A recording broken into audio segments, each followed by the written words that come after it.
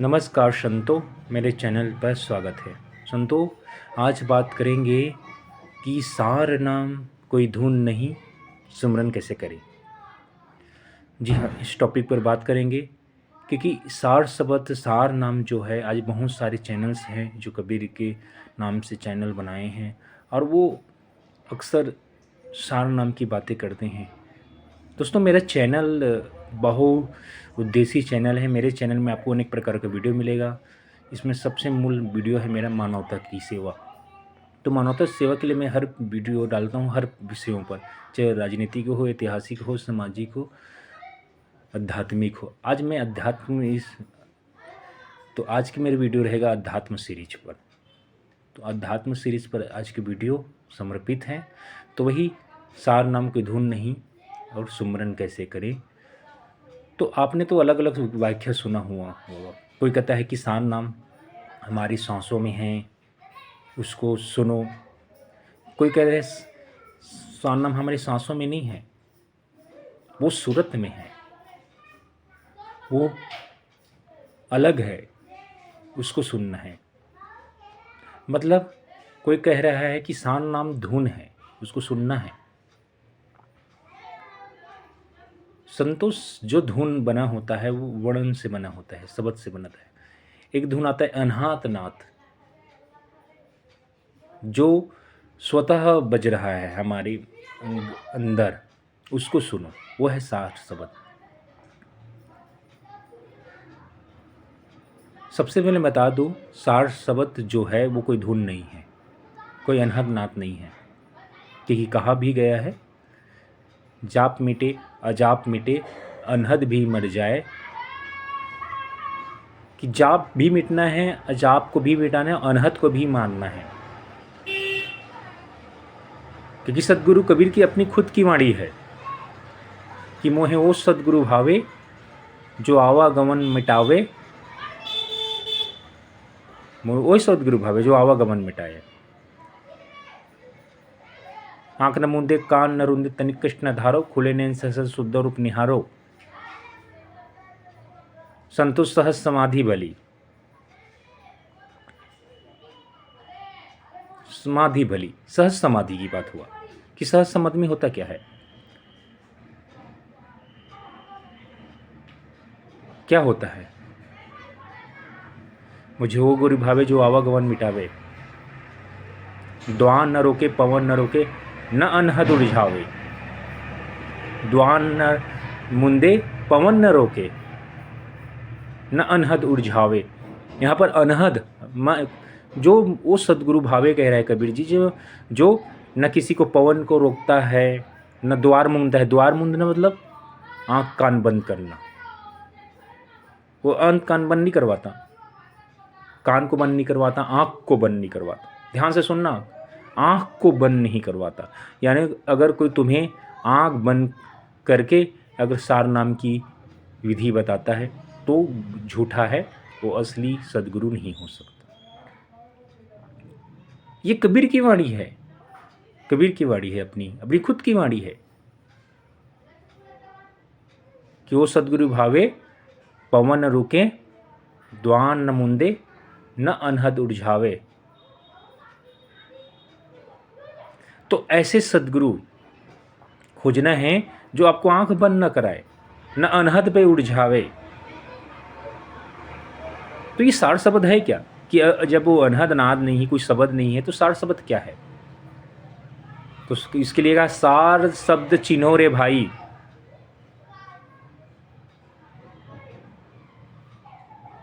रूप विधे और ध्यान विधे, कि वो सार शब्द विधेय स्वरूप है। रूप विधे और ध्यान विधेय, नाम विधे और ध्यान विधे। कबीर की अपनी खुद की वाणी है कि वो नाम उसका विधेय है और ध्यान भी विधेय है। विधेय सात शब्द चिन्हो रे भाई, कबीर की अपनी वाणी है कि सात शब्द को चिन्हना है, सुनना नहीं बोला है। पर ऐसा कबीर जी बोल देते, अगर सात शब्द कोई धुन होता, सुनने की विषय होता, तो साठ शब्द सुनो रे भाई बोल देते। या चिन्नो रे भाई का अर्थ क्या होता है? पढ़े लिखे इंसान हो आप, और इसके लिए पढ़ने लिखने की भी ज़रूरत नहीं है, बस आँख खोलने की ज़रूरत है।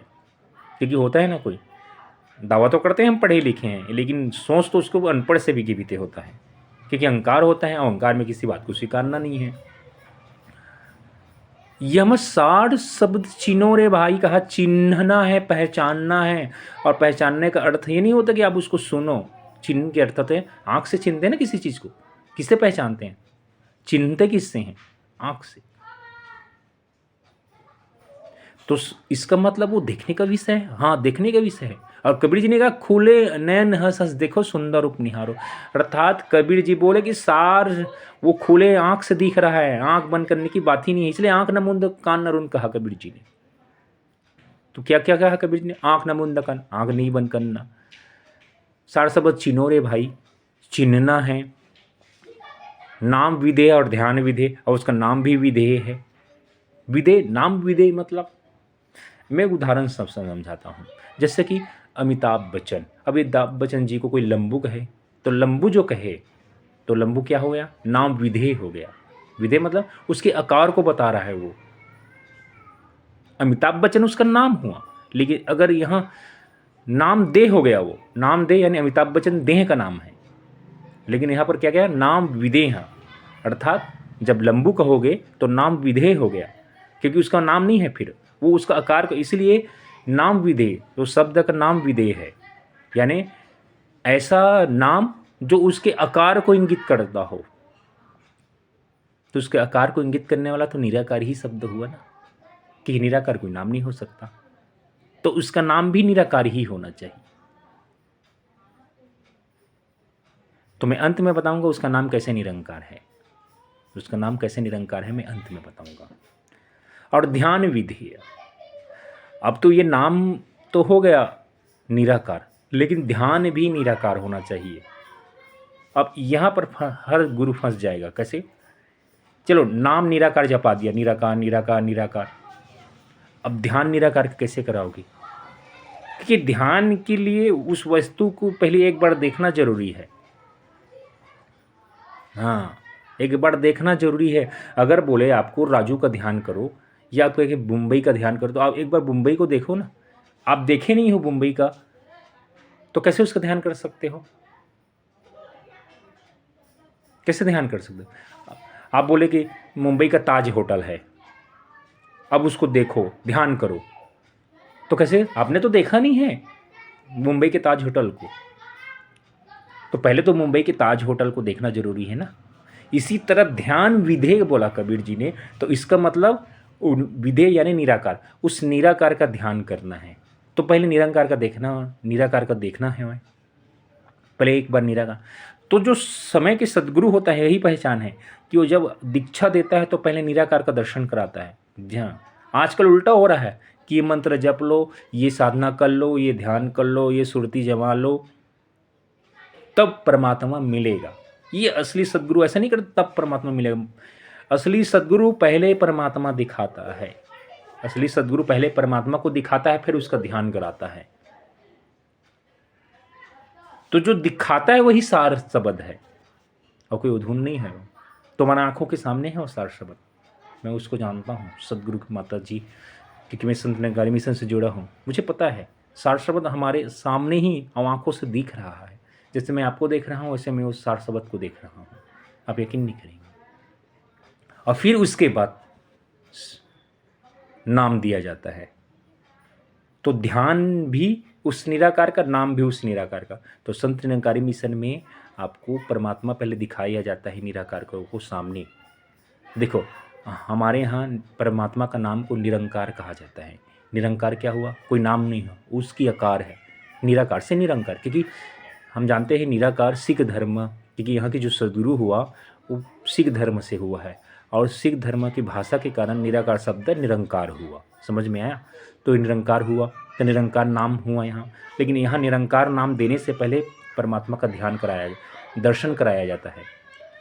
और जब आपको दर्शन हो जाए फिर कहता है जो मैंने जो परमात्मा आपको दिखाया है संकेत के द्वारा, उसका आपको सिमरन करना है। अब सिमरन कैसे करना है, कबीर जी ने कहा कि सिमरन की सुध यूं करो जो गागर पनिहार, हिले डुले सूरत में कबीर कहे विचार। जैसे राजस्थान की महिलाएं दूर तक पानी जाती है, पानी भरने जाती है, लाने जाती है, और सिर पर कई मटके, 3-4 मटके, और अपने सहेलियों के साथ बातचीत करते हुए, उबड़ रेतीली ज़मीन बात करते हुए, हिलते डुलते हुए, लेकिन उसका एक एहसास बना है ना मटके में, जैसा बैलेंस बिगड़ा, हाथ ऊपर चला गया। मतलब वो काम भी कर रही है, चल भी रही है, पानी भी भर रही है, सखियों से बात भी कर रही है, लेकिन उसका ध्यान एक एहसास बना है। ऐसे नहीं कि एक बैठे अपने मटके का ध्यान कर रही बैठ के। इसी तरह सिमरन करना है।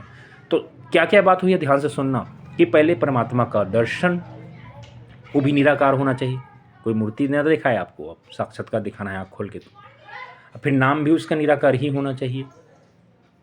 अभी सुमरन की विधि एक जगह बैठ के नहीं, हर काम करते हुए। तो यह है कंप्लीट सदगुरु। और मैं दावा करता हूँ, अहंकार से नहीं बोल रहा हूँ, ऐसा विधि कि निराकार का नाम, निराकार का ध्यान, सिमरन, और सबसे पहले जिस दिन आप ज्ञान लेने जाओ उसी दिन परमात्मा का दर्शन, ये केवल संत निरंकार मिशन आज के डेट में कर रहा है। नहीं तो वरना आप खोज लो, ना मिले तो फिर आना संत निरंकार मिशन में। धन्यवाद वीडियो देखने के लिए।